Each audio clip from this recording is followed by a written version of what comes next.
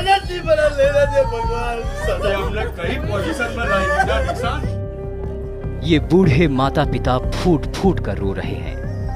पास ही सन्यासी बेटा बैठा जिसका दिल इनके आंसुओं से भी नहीं पसीज रहा। जो बेटा बुढ़ापे का सहारा था, उसके सामने ही माता पिता को गिड़गिड़ाना पड़ रहा है।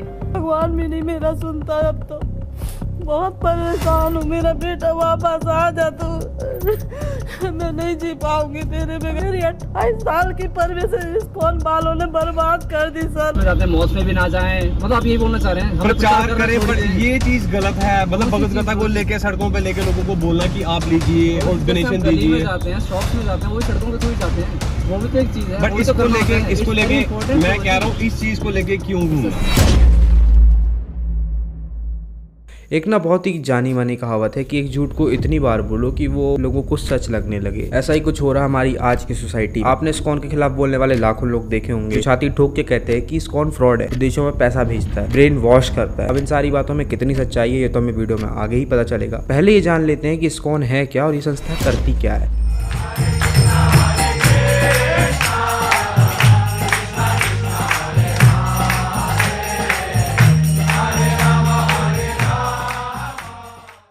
इस्कॉन, इस नाम में ही आपको आपके कई सारे सवालों के जवाब मिल जाएंगे। इस्कॉन का पूरा नाम है international society of Krishna consciousness. इस सोसाइटी का काम है लोगों को भक्ति की राह दिखाना, उन्हें सही मार्ग पर लाना, उन्हें एक नई दिशा देना। आपने इंस्टाग्राम पर देखा होगा कि लोग वृंदावन जाते हैं, तिलक लगवाते हैं और फिर उसी तिलक लगवाने वाली वीडियो का रील पोस्ट करते हैं। कहीं ना कहीं देखा जाए तो लोग ये सब कर रहे हैं, इसके पीछे भी इस्कॉन का बहुत बड़ा इन्फ्लुएंस रहा है। इस्कॉन की स्थापना आज से 57 साल पहले 13 जुलाई 1996 में हुई थी और इसके संस्थापक थे एसी भक्तिवेदांत स्वामी प्रभुपादा जी, जिन्होंने इस संस्थान की स्थापना। इस्कॉन एक बहुत ही महत्वपूर्ण संस्थान है गौड़ीय वैष्णव संप्रदाय के लिए। अब अगर कुछ मिनट के लिए मैं गौड़ीय वैष्णव संप्रदाय की बात करूं तो ये संप्रदाय 16th सेंचुरी से एग्जिस्ट करता है, यानी कि तुलसीदास जी के समय। इस संप्रदाय के संस्थापक चैतन्य महाप्रभु थे। अब इनके बारे में कुछ भी कहने से पहले मैं बता देना चाहता हूँ कि लोग इन्हें श्री कृष्ण का अवतार भी मानते हैं। गौड़ीय वैष्णव संप्रदाय की स्थापना चैतन्य महाप्रभु ने 16th सेंचुरी में की। उस समय के भारत के अधिकतर हिस्सों में मुगल सल्तनत का राज हुआ करता था। उन दिनों चैतन्य महाप्रभु ने बंगाल में भक्ति की ऐसी लहर लाई कि हर कोई उस भक्ति के बहाव में बहता चला गया। इसी मूवमेंट को आज का भारत हरे कृष्ण मूवमेंट के नाम से जानता और इसी मूवमेंट को आगे बढ़ाने के लिए एसी भक्ति वेदांत स्वामी प्रभुपादा ने इस्कॉन की स्थापना की। एसी भक्ति वेदांत प्रभुपादा ने अपने गुरु श्री भक्ति वेदांत सरस्वती जी के कहने पर भगवत गीता का प्रचार किया और ईयर 1965 में वो अमेरिका जा पहुंचे। उसके ठीक एक साल बाद उन्होंने न्यूयॉर्क में सबसे पहले इस्कॉन मंदिर की स्थापना की और उसके बाद हम सभी जानते हैं कि आगे क्या हुआ। आज पूरे विश्व में इस्कॉन के लगभग 800 से ज्यादा मंदिर है, जहाँ पे 3 मंदिर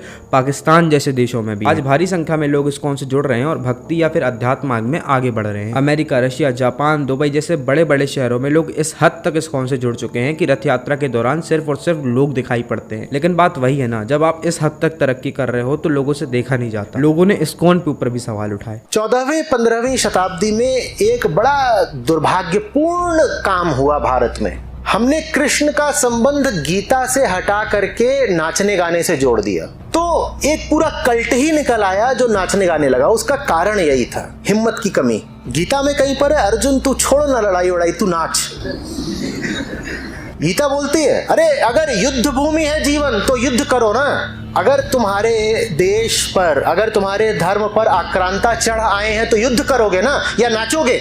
लेकिन भक्ति के नाम पर नाचना गाना शुरू हो गया। देखो, मैं आचार्य प्रशांत की बहुत इज्जत करता हूँ, पर भक्ति को अगर नाच गाकर ना किया जाए तो कैसे किया जाए अब वो ही मुझे समझा दे। लोग मंदिरों में जाते हैं, कीर्तन करते हैं, सेवा करते हैं, नाचते गाते हैं। क्यों? क्योंकि उनका भगवान उनके साथ है। They are enjoying the moment that they live. अगर गीता में कर्म योग है तो गीता में भक्ति योग भी तो है, जहाँ पे भगवान खुद कहते हैं कि तुम्हारे द्वारा किए गए सारे कर्मों को मुझे समर्पित करके करो, जिससे तुम पाप और पुण्य के बंधन से मुक्त रहोगे। आप लोगों में से भगवत गीता जितने भी लोगों ने पढ़ी है वो बहुत अच्छे से जानते हैं कि अर्जुन युद्ध करने के लिए तैयार ही नहीं था। वो बहुत ज्यादा गिल्ट में था, इतना ज्यादा गिल्ट में था कि भगवत गीता के पहले चैप्टर में सिर्फ अर्जुन ही बोलता रहता है और भगवान खड़े खड़े सुनते रहते हैं। अर्जुन गिल्ट में था क्योंकि वो जानता था कि उसे युद्ध करना है और युद्ध में मार काट होगी, जिससे वो बचना चाह रहा था। वो भगवान के आगे गिड़गिड़ा रहा था कि मैं अपने परिवार के साथ वनवास कर लूंगा, भीख मांग के जी लूंगा, लेकिन मुझे युद्ध नहीं करना। फैक्ट इज वो गिल्ट में इसलिए था क्योंकि उसे मार काट करनी थी, उसे युद्ध में लड़ना था, उसे हिंसा करनी थी और हिंसा करना किसी भी भक्त का स्वभाव नहीं होता है।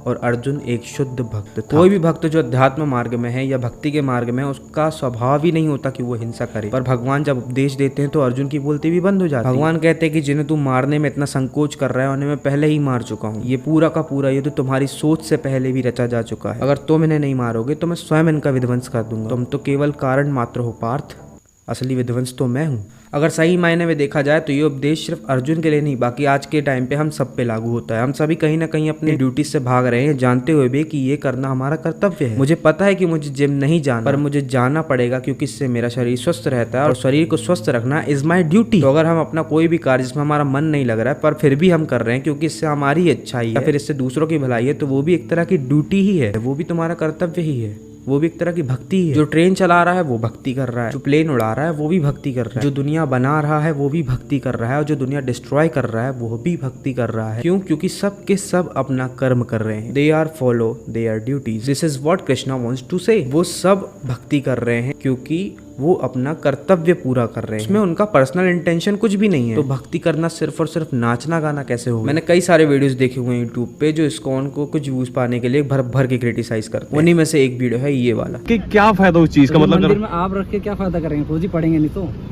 मैं देखो, अगर मैं अपने राम नाम भी लूंगा ना, उसमें मेरी भगवत गीता पूरी हो जाएगी मेरे हिसाब से। यही आपका हिसाब है ना फौजी। प्रचार करे, पर ये चीज गलत है। मतलब भगवत गीता को लेके सड़कों पे लेके लोगों को बोलना कि आप लीजिए और डोनेशन दीजिए। जाते हैं, शॉप्स में जाते हैं, वो सड़कों के थ्रू ही जाते हैं, वो भी तो एक चीज है। बट इसको लेके मैं कह रहा हूँ, इस चीज को लेके क्यों घूमना? संकीर्तन मूवमेंट और भगवान की ग्रंथ नहीं पढ़ेंगे लोग, कैसे सिविलाइजेशन होगा?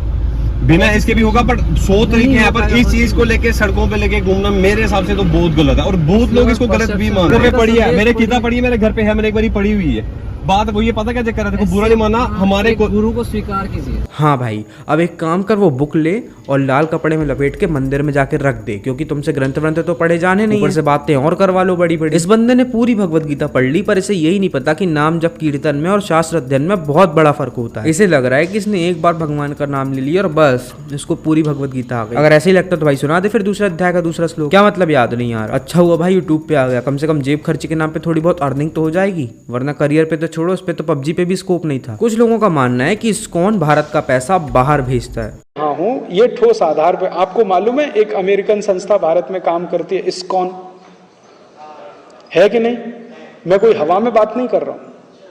इस्कॉन नाम की एक अमेरिकन संस्था भारत में काम करती है। उसने कृष्ण भगवान के मंदिर खोले हुए हैं और वो मंदिर उनके कमाई के सबसे बड़े सोर्स हैं, क्योंकि इन मंदिरों पर इनकम टैक्स भी नहीं है और सारा का सारा प्रॉफिट इन मंदिरों के माध्यम से अमेरिका ट्रांसफर होता है। आपको मालूम है इस्कॉन मंदिर में, बेंगलोर का इस्कॉन मंदिर इतना प्रॉफिट अमेरिका भेजता है जितना अमेरिका का कॉलगेट कंपनी नहीं भेज पाता एक साल में। इस्कॉन का सबसे पहला मंदिर अमेरिका के न्यूयॉर्क सिटी में खोला गया था। अगर इस्कॉन वालों को पैसा बाहर ही भेजना होता तो वो सबसे पहला मंदिर भारत में खोलते ना। अगर ऐसा ही है तो इस्कॉन के मंदिर सिर्फ भारत में नहीं है बल्कि पूरे विश्व में है। तो क्या इस्कॉन सबसे पैसा लेके बाहर भेजता है? और भेजता है तो किसे, कहाँ, क्यों, कहाँ भेज रहे हैं ये लोग पैसा? किस अटैक की प्लानिंग कर रहे हैं सब? इस्कॉन के अधिकतर मंदिर ऐसे देशों में हैं जहाँ पे क्रिश्चियनिटी को मानने वाले लोग बहुत ज्यादा है। तो अगर उन्हें पॉपुलैरिटी या पैसा ही कमाना होता तो वो जीसस का प्रचार करते ना, क्रिश्चियनिटी का प्रचार करते ना, चर्च बनवाते ना कि मंदिर। लेकिन उन्होंने तो ऐसा कुछ किया ही नहीं। उन्होंने तो उल्टा कृष्ण भक्ति, भगवत गीता और सनातन धर्म का प्रचार किया। इस्कॉन जो भगवत गीता बेच के पैसे कमाता है उसका रेवेन्यू मंदिर निर्माण करवाने में, भूखे गरीब अनाथ बच्चों को खाना खिलाने में और भगवत गीता प्रिंट कराने में जाता है। आपको बता दूं कि एप्पल कंपनी के फाउंडर स्टीव जॉब्स भी रात के वक्त इसी मंदिर में खाना खाया करते। कोरोना वायरस जैसी महामारी के दौरान इस्कॉन वालों ने ना सिर्फ डोनेशंस दिए बल्कि ना जाने कितने ही लोगों को खाना खिलाया। किसी चीज को गलत बताना जितना आसान होता है उसे साबित करना उतना ही ज्यादा मुश्किल। इस्कॉन से जुड़कर बड़े बड़े नशेड़ियों ने नशे करना छोड़ दिए। आप मुझे अपनी आज की 2 सिगरेट स्किप करके दिखा दीजिए। इस्कॉन मंदिर के निर्माण के लिए फोर्ड कंपनी के मालिक अल्फ्रेड फोर्ड ने 250 करोड़ रुपए का डोनेशन और खुद भी क्रिश्चियनिटी छोड़कर सनातन धर्म अपना लिया और अल्फ्रेड फोर्ड से अमरीश दास बन गए। आज आपको इस मंदिर के चेयरमैन से भी मिलाना चाहता हूं, जिन्होंने इस मंदिर को 250 करोड़ रुपए दान दिए। इनका नाम है अमरीश दास। ये नाम इन्होंने इस्कॉन से जुड़ने के बाद रखा। इनका पुराना नाम क्या पता है? Alfred Ford. ये अमेरिका की मशहूर कार कंपनी फोर्ड के मालिक है भाई, वही फोर्ड कंपनी जिसकी कार आप चलाते। 1975 में अल्फ्रेड इस्कॉन से जुड़े और इस्कॉन के संस्थापक प्रभुपद के साथ भारत आ गए। भारत आने के बाद इन्होंने हिंदू धर्म अपनाया और फिर अल्फ्रेड से अम्बरीज बन गए। इस्कॉन पे ये आरोप भी अक्सर लगते रहते हैं कि वो भगवान शिव का आदर नहीं करते, वो भगवान शिव को एज अ डमी गॉड मानते हैं। पर सच्चाई तो ये है कि इस्कॉन का कोई भी जाना माना चेहरा जो आज जाना जाता है, उसने कभी भी भगवान शिव के बारे में ऊट पटांग बातें नहीं कही है। तो जो लोग ये मानते हैं कि शिव जी नशा करते हैं, शिव जी नशा नहीं करते, वो सिर्फ भगवान के नाम का नशा करते हैं, भक्ति का नशा करते हैं और कोई नशा नहीं करते। और कुछ जो लोग ये मानते हैं कि शिव जी जो है तमोगुणी हो जाते हैं, नहीं, बिल्कुल भी नहीं। वो दिव्य थे, दिव्य हैं और दिव्य ही रहेंगे। अजन्मे हैं, अविनाशी हैं शिव जी। और क्योंकि वो परम पवित्र हैं, इसीलिए तमोगुणी लोगों का उद्धार करने का डिपार्टमेंट मिला है शिव जी को। स्कूल के अंदर ना सबसे डफर लोगों को मिलते हैं, सबसे बेस्ट टीचर, कि आप ही इनका उद्धार कर सकते हैं जी। तो जो घोर तमोगुणी लोग हैं, इवन भूत प्रेत पिशाच ब्रह्म राक्षस, इनको भी तारते हैं तो शिव जी ही तारते हैं। मेरी नजर में तो भगवान शिव से बड़ा वैष्णव कोई भी नहीं है, और जो वैष्णव उन्हें डेमी गॉड मानता है, उसे वैष्णव कहलाने का कोई अधिकार ही नहीं है। भगवान शिव सभी वैष्णवों के गुरु थे, गुरु हैं और गुरु रहेंगे। जाते जाते मैं बस इतना ही कहना चाहता हूँ कि आप लोग मेरी बातों पे क्यों ही भरोसा करोगे। एक बार हो सके तो खुद से रिसर्च करके देखिए, सच्चाई आपको एकदम सामने नजर आएगी। That is it for the video. अगर तुम्हें वीडियो पसंद आई तो वीडियो को लाइक कर देना, चैनल को सब्सक्राइब कर देना और कमेंट में मुझे बता देना कि तुम्हें वीडियो कैसी लगी और इस टॉपिक पे तुम्हारा क्या ओपिनियन है, वो जरूर बताना मुझे कमेंट पे।